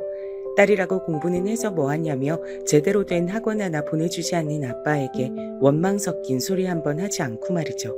그 결과 딸아이는 한국에서 제일 좋다는 대학을 장학금을 받고 들어갔습니다. 그리고 자기 아버지와 할머니에게 제일 처음 했던 말이 이거였어요. 저는 아빠랑 할머니한테 제대로 된 지원 하나 받지 않고 그냥 오로지 제 노력만으로 이렇게 좋은 대학 들어온 거니까 어디 가서 제 자랑 하지 마세요. 그 소리를 들은 남편과 시어머니는 딸 보고 괘씸하다고 했지만 뭐 본인들이 늘 입에 달고 살았던 소리가 딸이 좋은 대학 가서 뭐하냐, 학원 보내서 뭐하냐 였기 때문에 딸아이에게 뭐라 더 말을 하진 못했습니다.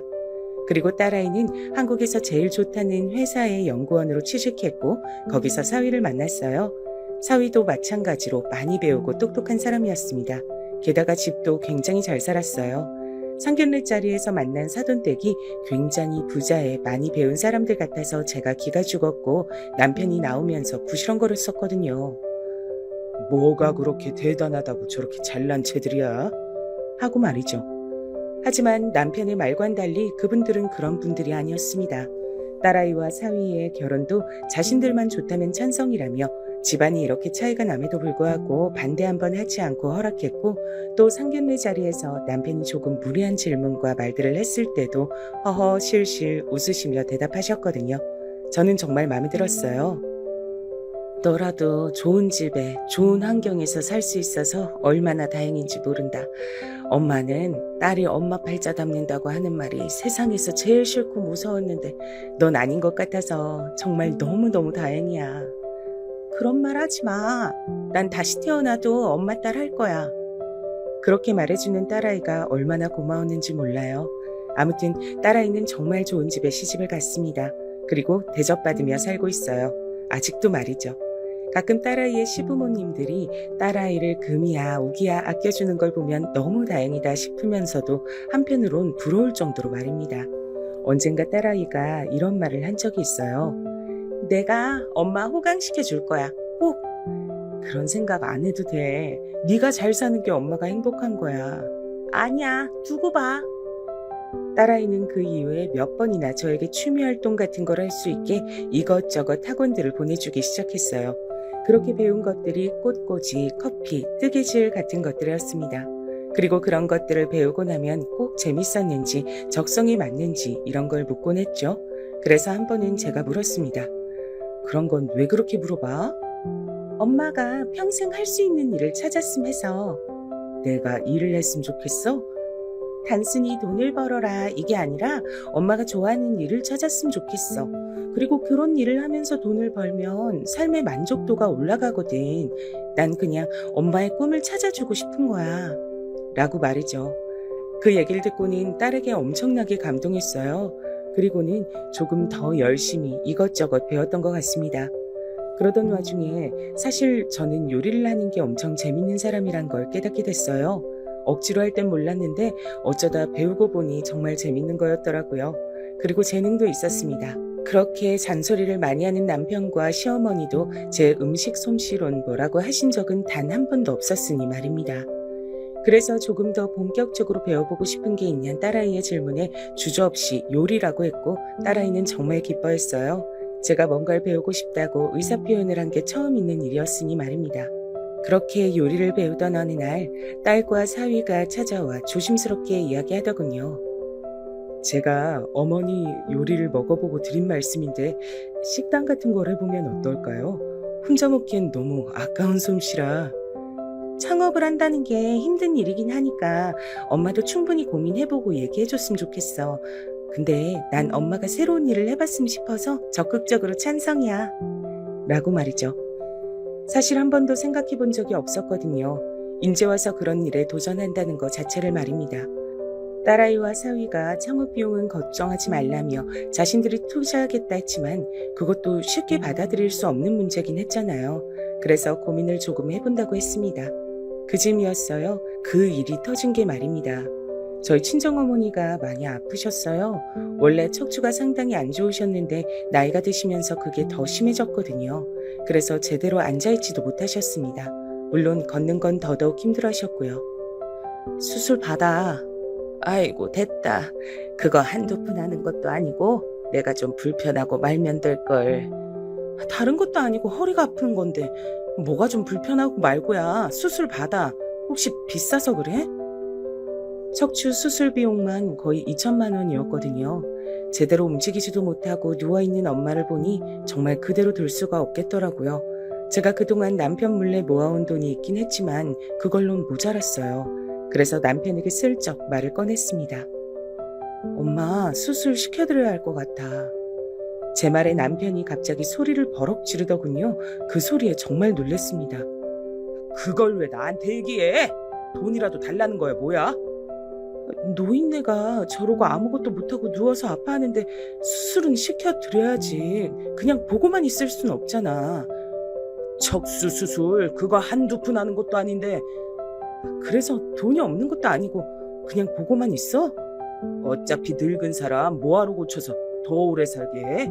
그냥 그대로 누워있게 둬. 척추만 아픈 것도 아니고 전신이 다 아픈 것 같더만 어차피 수술해도 오래 못 살아. 아니 어떻게 그런 말을 할 수가 있는 거죠? 수술비를 주지 않는 건 않는 건데 저는 남편의 그런 말에 더더욱 상처받았습니다. 정말 우울해질 정도로 말이죠. 그날 저녁에 한참을 울었어요. 내가 몇십 년 동안 저 사람에겐 인간도 아니었구나. 우리 집안은 저 사람에게 정말 벌어지만 못한 존재구나 하는 것이 그렇게 와닿을 수가 없었거든요. 어디서 듣고서는 알았는지 딸아이가 보내준 1,000만 원으로 무사히 친정어머니 수술을 시켜드릴 수 있었습니다. 그마저도 남편이 그러더군요. 혹시 당신이 어디서 나 몰래 빼돌린 돈으로 준 거 아니야? 10원짜리 하나까지 본인이 다 체크하는 사람이 내가 그렇게 큰 돈을 꺼내가는 걸 모를 리 있어요? 제가 그렇게 정색하며 말을 하자 본인도 그건 좀 아니다 싶었는지 입을 삐죽이더군요. 아니면 장모님이 그렇게 큰 돈이 어디 있어서 수술을 해? 한두 푼 보태준 것도 아니면서 그건 뭘 그렇게 궁금해해요? 당신 돈 가져다 쓴 거 아니니까 신경도 쓰지 마요. 제 그 말에 할 말이 없었는지 그냥 혼자 구시렁대곤 말았습니다. 만약에 딸아이가 준 돈으로 수술시켜드렸다고 하면 또 한바탕 난리가 났을 겁니다. 그런 노인네 수술할 돈으로 자기 부모한테 효도나 하지 하면서 말이죠. 저는 사실 그 일 이후로 완전히 남편에게서 정을 뗐어요. 사실 그런데도 이혼하지 않고 있었던 이유 중에 하나는 딸아이에게 부담이 될까 했던 것이었습니다. 아무 능력도 없는 제가 집에서 나왔을 때 딸아이가 신경 써야 할 것들이 더 많을 걸로 생각했거든요. 그리고 사돈댁에서도 뭐라고 생각하실지 걱정이 되었고 말이죠. 그래서 이혼은 생각했다가도 고개를 절레절레 저었어요. 언젠가 딸아이가 이런 말을 한 적이 있긴 합니다. 그냥 아버지랑 헤어져. 예전엔 나 때문에 아버지 없는 자식 만들기 싫어서 그랬다 하더라도 이젠 나도 다 컸고 결혼도 했는데 뭔 상관이야. 그래도 그게 쉽게 되는 게 아니야. 사실 그전엔 남편이 저에게 모질게 굴긴 했어도 그간 살아온 정 같은 게 있긴 했거든요. 그래서 그렇게 말했었던 기억이 있었는데 그 후론 그마저도 다 사라졌어요. 게다가 주변 얘기를 들어보면 젊은 시절 그렇게 며느리를 괴롭혔던 시어머니들도 나이가 들면 한풀 꺾인다고들 하셨거든요. 그런데 저희 시어머니는 정말 대단하신 분이었는지 그럴 기미가 하나도 보이지 않았습니다. 오늘은 내가 꽃게탕이 좀 먹고 싶다. 어머니, 꽃게가 철이 아니어서 구하기도 힘들고 또 구한다 하더라도 살이 없을 텐데 혹시 다른 거 드시고 싶으신 건 없으세요? 시애미가 먹고 싶다 하면 뭐든 도달지 말고 하면 그만이지. 뭐가 이유가 그렇게 많아? 내가 먹고 싶다고? 그렇게 소리를 질렀어요. 아직도 말이죠. 며느리가 곧 환갑이 되어가는데요. 또 그렇게 억지를 부려서 해다가 주면 뭐 살이 없네, 너는 어디서 이런 개를 구해서 왔네 하면서 불평불만을 했습니다. 정말 말 그대로 억지를 많이 피우셨어요. 저는 그 일 이후 딸과 사위가 제안한 창업에 대해 진지하게 생각했습니다. 이렇게 집안에서 남편 얼굴만 보고 있으면 정말 복창이 뒤집어지는 것 같았거든요. 게다가 곧 은퇴를 하는데 그러면 같이 보낼 시간이 더 길어지는 거잖아요. 생각만 해도 끔찍하더군요. 남편에게 얘기했더니 물론 불같이 화를 내며 안 된다고 했지만 딸아이와 사위가 자금을 대준다고 하니 딱히 반대할 명분도 없는 것 같더라고요. 그냥 전에는 자기 엄마밖에 모른다고 막말하길래 그럼 딸내미한테 좀 잘하길 그랬냐. 아들 아니라고 구박하면서 학교도 학원도 보내는데 한 푼도 안 준다고 입버릇처럼 말한 거 잊었냐. 애는 아직도 그거 기억하고 있다고 하니 쩍 입맛을 다시며 입을 다물더군요. 자기가 생각해도 할 말이 없었을 겁니다. 실제로 그런 이유로 지금도 딸내미 앞에선 말 한마디 제대로 못하니까 말이죠. 원래 뭐라고 한 적이 한 번 있긴 했어요. 제 생일엔 선물이다, 현금이다, 밥이다 거하게 챙기면서 지 아빠 생일엔 계좌로 용돈을 붙이고 전화 한 통 한 게 다였거든요. 너는 네 엄마랑 날 이렇게 대놓고 차별을 하냐? 아버지도 저 딸이라고 하나도 해주는 거 없이 키우셨잖아요. 솔직히 아버지가 저에게 그런 말 할 자격은 없다고 생각하는데요. 먹여주고 입혀줬으니 전 딱 그만큼의 도리만 할 겁니다. 저한테 그 이상을 바라시는 건 너무 염치가 없으세요. 정색하며 우다다 이야기하는 딸아이의 모습에 그 이후로는 절대 그런 말들을 딸아이 앞에선 꺼내지 않습니다. 본인도 부끄러운 줄은 아는 거죠.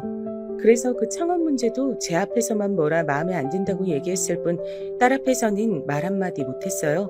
그건 시어머니도 마찬가지였습니다. 시어머니도 언젠가 한번 너는 할머니는 안 보이냐 타박했다가 할머니가 저한테 해준 게 뭐가 있으시냐, 아들 아니라고 구박받게 더했냐, 지금 저한테 뭔가를 바라시는 건 너무 양심이 없으신 것 같다며 한바탕 난리가 난 적이 있었거든요.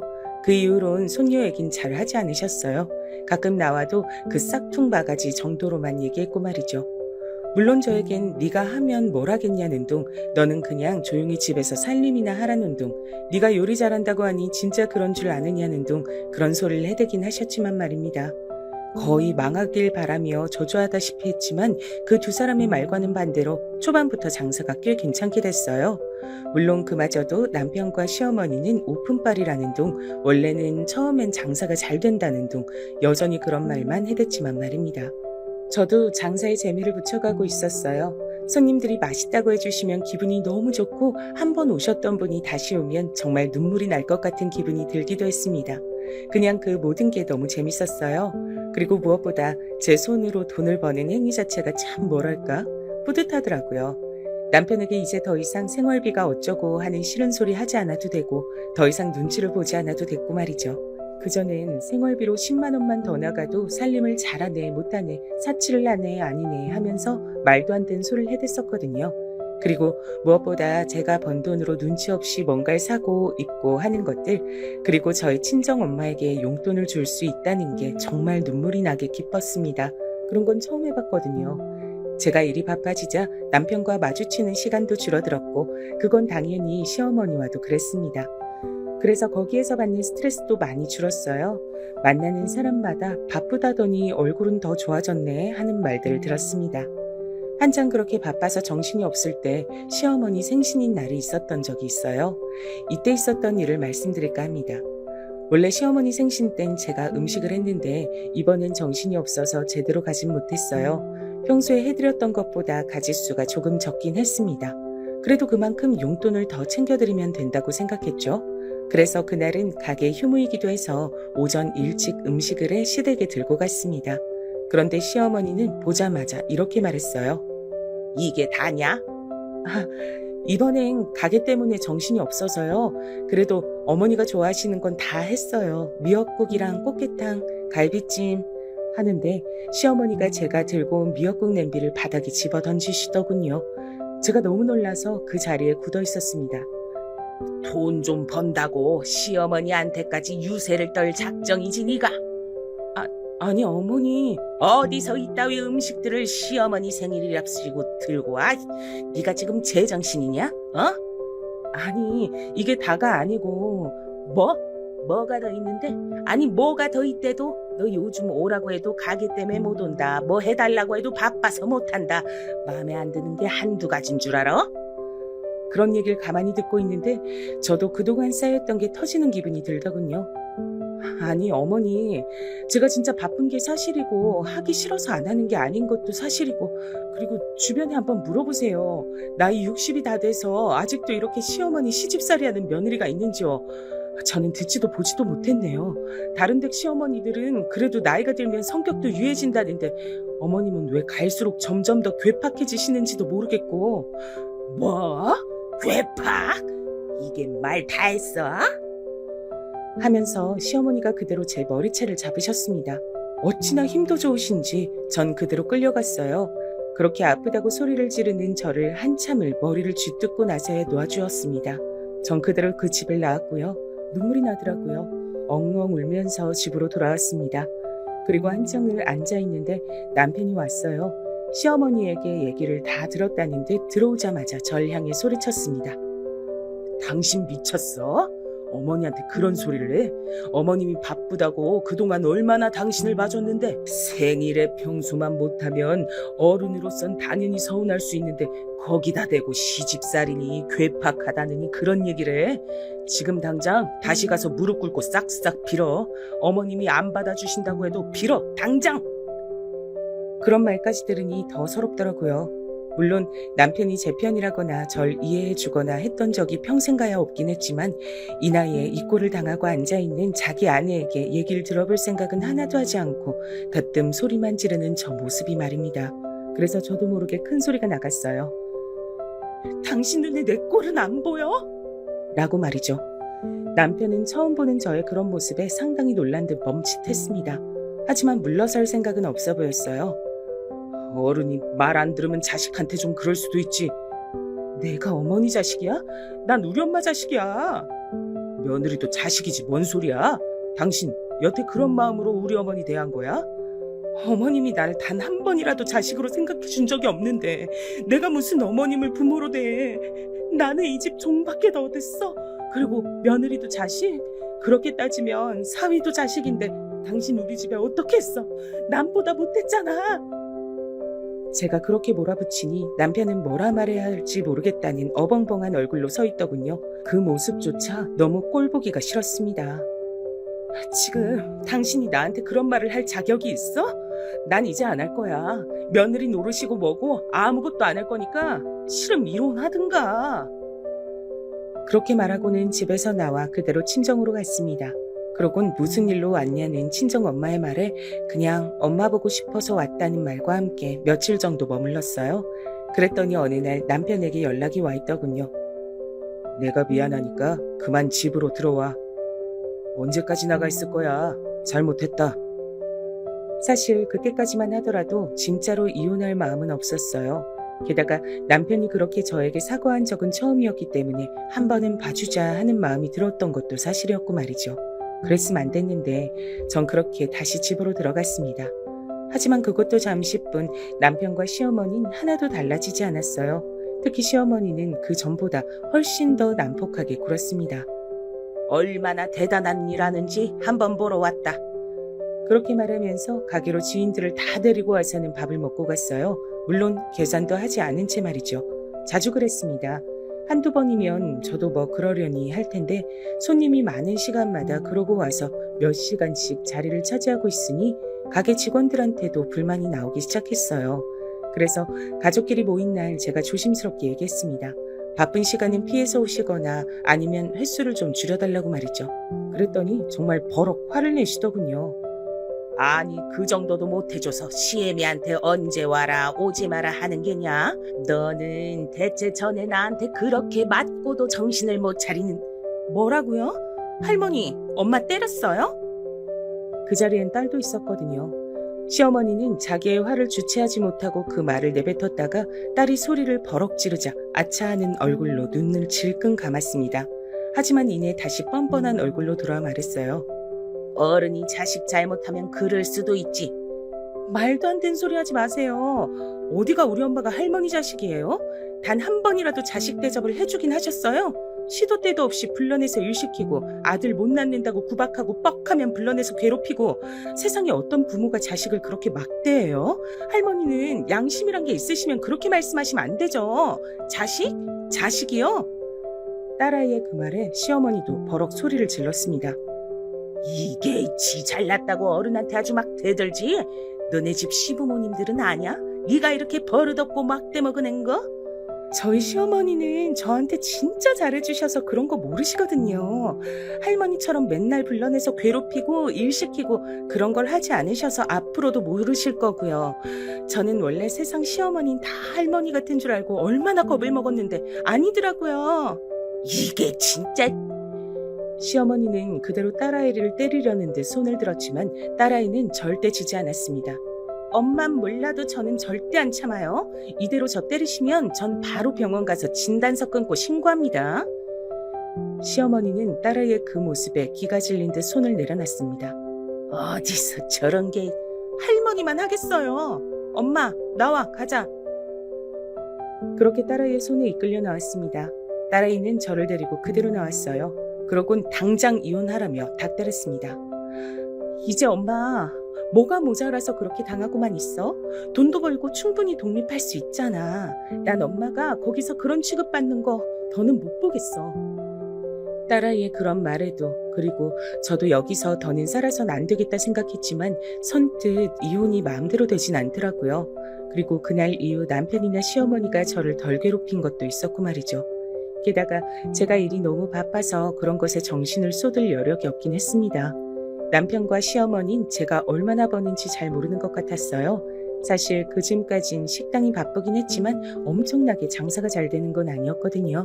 그냥 동네에서 맛집이라고 소문이 조금 난 정도? 그래서 남편과 시어머니는 제가 바쁘다고 하면 매일 이렇게 말했습니다. 그거 얼마나 본다고 그렇게 바빠? 하여간 쓸데없는 짓 하는 데 뭐가 있어. 냅둬라. 주제에 뭐 한다고 유세 떨라 그러나 본데 요즘 자영업이 얼마나 망하니 망하는데 얼마 못 가. 사실상 거의 악담 수준이었습니다. 망하려고 고사만 안 지냈지 말이에요. 그러던 어느 날이었어요. 친정어머니가 다시 몸이 안 좋아지셨거든요. 이번엔 척추가 아니라 심장 쪽 문제였는데 수술로 뭔가를 넣지 않으면 오래 살지도 못하고 살더라도 굉장히 힘드실 거란 얘기를 들으셨다고 하더군요. 엄마는 그걸 또 저에게 얘기하지 않았습니다. 알고 봤더니 그 수술 비용이 만만치 않더라고요. 엄마 딸 이제 돈 벌어. 그렇게 미안해하지 않아도 돼. 식당 일 하면서 그렇게 힘들게 번 돈을 어떻게 이렇게 함부로 쓰나. 엄마 아픈데 보태는 게 함부로 쓰는 거야? 무슨 말을 그렇게 해. 엄마의 그 말에 마음이 너무 아파서 울었던 기억이 있네요. 이번엔 수술비를 전액 제 돈으로 냈습니다. 남편에게도 따로 말하지 않았고 말이죠. 물론 모아둔 돈 거의 다 써야 했지만 그 어떤 금액도 엄마가 아프지만 않다면 낼 수 있었어요. 그렇게 수술이 끝나고 며칠이 지난 어느 날이었습니다. 엄마 병원에 들고 갈 죽과 반찬들을 싸서 나가는데 남편이 절 잡더라고요. 장모님 심장 수술하셨어? 그걸 어떻게 알았어? 어떻게 알았는지 중요한 거 아니고 왜 말 안 했어? 전에 엄마 척추 수술할 때 일이 생각나서 아예 얘기하지 않은 거였거든요. 뭐 얘기한다고 해서 걱정을 하거나 뭘 해줄 사람도 아니었고 말이죠. 그래서 그냥 얘기하지 않은 건데 남편은 다른 부분에 꽂힌 듯 했어요. 수술비 어떻게 했어? 들어보니 심장 수술이 한두 푼이 아니라던데. 그게 왜 궁금한데? 장모님이 그 돈이 있을 리 없고 당신이나 희은이 돈 받은 거 아니고? 그렇다고 한들 그게 뭔 상관이야? 당신한테 달라고 한 것도 아닌데. 나랑 왜 상관이 없어? 당신 돈이면 그건 공동재산이니까 나한테도 논의해야 있고 희은이 돈이면 대체 언제까지 자식한테 손 벌려가며 병질해야 하는데 그것도 지 부모 아니고 왜 할머니를. 결국 돈 얘기더군요. 제가 어이가 없어서 말했습니다. 내가 번 돈인데 그게 왜 공동재산이야? 그럼 나는 내가 번 돈인데 당신한테 생활비 왜 줬어? 그걸 생활비 줬다고 할 수 있어? 말 그대로 최소한 먹고 자고 할 비용을 준 거지.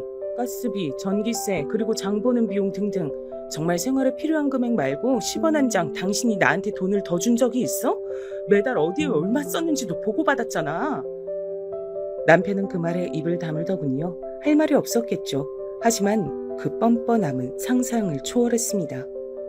그럼 당신도 나한테 생활비 줘. 그럼 네가 살림도 해. 너무 화가 나서 버럭 소리를 질렀어요. 지금 무슨 말도 안 되는 소리를 하나 싶더라고요. 당신이 살림 살고 요리하고 다 해. 그러면 내가 생활비 줄 테니까. 대신 매달 어디에 얼마 썼는지 나한테 꼭 보고하고. 그랬더니 할 말이 없는지 입을 삐죽거리더군요. 어디서 말도 안 되는 소리를 하고 있어. 남자랑 여자랑 같아? 뭐가 다른데?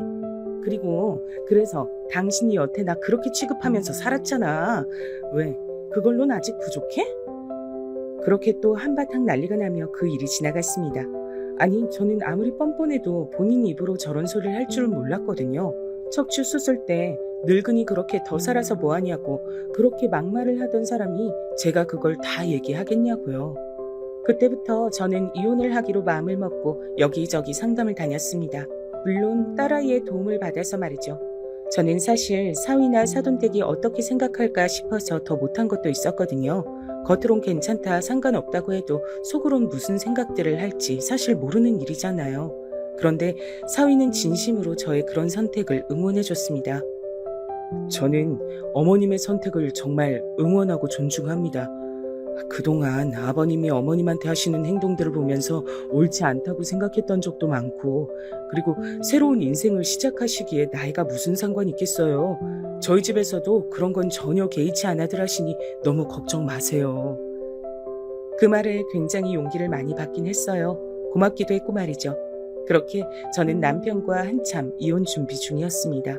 물론 남편은 몰랐고 말이죠. 남편은 제가 그동안 계속 참으며 살았고 최근에 이렇게 장사하고 제가 밥벌이를 하면서도 별다른 행동을 하지 않으니 그냥 이렇게 살겠다고 생각하는 모양이었어요. 그러니 저에게 계속 막대할 수 있었던 거겠죠. 그러던 어느 날이었습니다. 여느 날처럼 시어머니가 절 부르셨어요. 보나마나 반찬 같은 것들을 해달라고 한다거나 심부름이었을 거라 가지 않을까도 생각했지만 그마저도 얼마 남지 않았다는 생각으로 시어머니 집에 갔었습니다. 물론 제 예상처럼 음식을 해달라, 청소해달라 그런 얘기를 하기 위해 부른 건 맞았어요. 그런데 시어머니의 모습이 평소와는 달라 보이긴 했습니다. 어디 안 좋으세요? 시어머니는 한눈으로 봐도 어딘가 아파 보이는 사람의 모습을 하고 있긴 했어요. 제가 그렇게 묻자 아픈 몸을 하고도 저에게만큼은 지고 싶지 않은 건지 아니면 자신이 늙고 아프다는 걸 저에게 보여주는 게 자존심이 상했던 건지 어떤 건지 눈을 부릅뜨고 째려보더라고요. 정말 대단하신 분이죠? 그냥 감기가 좀 걸렸을 뿐이다. 시애미가 뭐 해달라 하면 그냥 군말 없이 해주는 거지. 뭐 입을 그렇게 많이 대? 아프냐 한마디 물었을 뿐인데 그렇게 나오는 사람이 저희 시어머니셨어요. 저도 그래서 더는 묻지 않았습니다. 그냥 해달라는 거 해드리고 나왔어요. 마지막이라고 생각하니까 별로 그다지 화도 나지 않더라고요. 그리고 며칠이나 지났을까요? 가게에서 일을 하고 있는데 남편에게서 다급하게 전화가 왔습니다. 병원이라더군요. 그래서 일을 직원들에게 맡기고 병원으로 달려갔어요. 시어머니가 쓰러지셔서 입원하셨더라고요. 원래 신장 쪽이 안 좋았었는데 요즘 들어 심해지셨던 모양이야. 그래서 투석을 받아야 한다네. 남편이 그렇게 말을 하는데도 제가 무감각한 얼굴로 남편을 가만히 바라봤거든요. 남편이 말을 이었습니다. 일단 급한 대로 내가 병원비는 다 냈어. 뭐 병원비 낸 거 두고 뭐라고 할 생각도 없었어요.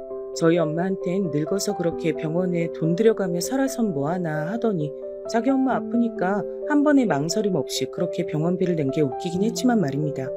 하지만 남편이 그 뒤로 한 말에는 정말 참을 수가 없었어요. 투석이 일회성으로 그치는 건 아닌 것 같고 앞으로 주기적으로 받아야 하는데 이게 비용이 만만치 않더라고. 다음엔 당신이 좀 내. 무슨 소리를 하나 잠시 생각했어요. 제가 정말 모르겠다는 얼굴로 남편에게 되물었습니다. 내가 왜? 저의 그 말에 오히려 남편이 황당한 얼굴을 하더군요. 정작 황당해서 말도 안 나오는 건 저였는데 말입니다. 왜냐니? 어머니 아프신데 그럼 안 하려 그랬어? 당신은 안 했잖아. 우리 엄마 아플 때. 그 말에 남편이 잠시 굳은 듯 했어요. 아마 자신이 했던 말과 행동들이 스쳐 지나간 거겠죠. 제가 단호한 얼굴로 대체 왜 그래야 하는 건지 영문을 모르겠다는 듯 계속 바라보고 있자 남편은 저를 달래야겠다고 생각한 모양이었어요. 물론 그게 통할 리 없었지만 말입니다. 그걸 그렇게 아직 마음에 두고 있었어? 그래, 내가 미안해. 그니까 그건 다 있고 이젠 장모님한테도 어머니한테도 자식 노릇 제대로 하자. 여태 한 번도 그런 소리를 한 적 없으면서 이제 와서 그러는 게 정말 어이가 없어서 가만히 있었어요. 제가 알기론 투석도 비용이 상당히 많이 드는 걸로 알고 있었거든요. 자기 혼자 하기에는 부담스럽고 또 맨날 돈 했던 양반이라 돈이 아깝다고 생각하지 않은 건 또 아닌 겁니다. 그 속내가 뻔히 보여서 그냥 가만히 있었어요. 그랬더니 남편은 그런 제 모습을 보고 자기가 잘못했다 사과한 게 통했다고 생각하는 모양이더라고요. 제가 그동안 얼마나 호구같이 굴었으면 그럴 수 있었는지 지나간 날들이 정말이지 후회스러웠습니다. 그리고 여보, 우리 불쌍한 엄마 우리가 모시고 살자. 가만두니까 아주 그냥 웃기는 소리만 골라서 하더라고요. 그 말까지 듣고선 제가 픽 웃었습니다. 남편은 그런 저를 왜 웃냐는 듯 바라봤어요. 제가 말을 이었습니다. 어디서부터 말을 해야 할지 감도 안 잡히네. 일단 나는 당신 엄마 아픈 거에 10원 한 장 보탤 생각 없어. 그건 당신도 할 말 없을 걸로 생각해. 당신이 그랬잖아. 늙었으면 그냥 가만히 죽지. 왜 병원에 돈을 갖다 바치냐고. 그건 내가 방금 잘못했다고 했잖아. 자기 엄마 아프니까 인제 와서 하는 사과? 그걸 내가 진심으로 믿을 만큼 멍청해 보여? 그리고 내가 그동안 당신이랑 당신 어머니한테 당한 게 얼만데 내가 번 돈을 거기다 갖다 바치냐? 내가 미쳤어? 당신 말을 꼭 그렇게 해야 해? 엄마가 아프시다는데? 우리 엄마 아플 땐 더 했잖아. 그래서 뭐 똑같이 갚아주기라도 하겠단 거야? 버럭 소리를 지르더군요. 하지만 저는 눈 하나 깜짝하지 않았어요. 똑같이 어떻게 갚아줘? 그러려면 30년이 넘는 세월 동안 괴롭혀야 되는데. 당신 진짜 말을 자꾸 그렇게 할래? 나랑 안 살 거야? 그래, 안 살 거다. 기다렸다는 듯 제가 버럭 소리를 질렀고 제 그 말에 남편이 굳었습니다. 방금 본인이 무슨 말을 들은 건지 생각하는 듯 했어요. 그리고 이내 이해를 했는지 버벅대며 말을 이어가더군요. 아마 제 입에서 그런 말이 나올 거라곤 단 한 번도 생각해보지 못했다는 듯 엄청나게 당황한 모습이었습니다. 이혼이라도 하겠다는 거야? 그래, 이혼하겠다는 소리다. 이미 변호사 만나고 있었는데 잘 됐네. 그 시기가 좀 당겨지겠네 나도. 뭐? 이미 준비를 하고 있었다고? 남편은 정말 놀란 듯 했어요. 그럼 내가 죽을 때까지 당신이랑 당신 엄마한테 그런 대접받으면서 살 걸로 생각했어? 대체 뭘 믿고? 제 그 말에 남편은 여전히 어버버 했습니다. 그때였어요. 네가 지금 제정신이냐? 등 뒤에서 시어머니가 나타났습니다. 많이 지치고 힘들어 보이긴 했지만 그 전에 봤을 때보다 훨씬 멀쩡해 보이긴 하더군요. 시어머니가 저에게 다가와 말했어요. 지금 내 아들한테 소리를 지른 게 너냐? 어디서 남편한테 소리를 쳐? 여자가. 이제 곧 제 남편 아니게 될 예정이에요, 어머니. 뭐? 그게 뭔 소리냐? 이혼하겠다는 부분은 듣지 못했는지 저에게 되물었습니다. 그래도 아픈 노인네한테 이런저런 얘기를 하거나 화를 내는 건 아닌 것 같아서 그냥 차분하게 말했어요. 저랑 이 사람 이혼하기로 했으니까 그런 줄 아시고 어머니도 이제 옆에 딱 붙어서 가노맡길 사람도 없는데 몸조리 잘하세요. 돌봐줄 사람도 없는데 아프면 서럽잖아요? 라고 말하고 돌아서려 했습니다. 시어머니가 제 뒤통수를 한 대 퍽 하고 치더군요. 아픈 양반이 힘도 참 좋아요. 진짜 아팠거든요. 제가 놀라서 뒤를 돌아봤습니다. 시어머니의 표정은 네가 어디서 감히 그런 소리를? 하는 얼굴이었어요. 지금 그게 아픈 시애미한테 할 말이냐? 그리고 여자가 어디서 먼저 이혼 얘기를 꺼내? 네가 한다고 해주면 다 해줄 성 싶으냐? 이제 돈 좀 번다고 이게 서방 무서운 줄 모르고 네가 지금 미쳤지? 그렇게 소리를 지르시는 걸 보니 기력이 다 돌아오신 듯 보였지만 그래도 병원에서 큰 소리를 내는 건 실례잖아요. 그래서 흥분하지 않고 차분하게 얘기했어요. 이미 변호사 만나서 이혼 준비 중이고요. 만약에 저 사람이 안 해준다고 하면 소송까지 갈 생각입니다. 여태 저 사람이나 어머님이 저한테 하신 것들 다행히 휴대폰이나 그런 것들에 남아있는 게 많아서 소송하면 무조건 제가 이긴다고 하더라고요. 그리고 방금 때리신 거 아마 문제 삼으려면 삼을 수 있겠죠. 어머님이 무슨 소리를 어떻게 하셔도 전 이혼하고 이제 어머니 며느리 아니니까 막대하지 마세요. 그렇게 말하고 돌아섰습니다.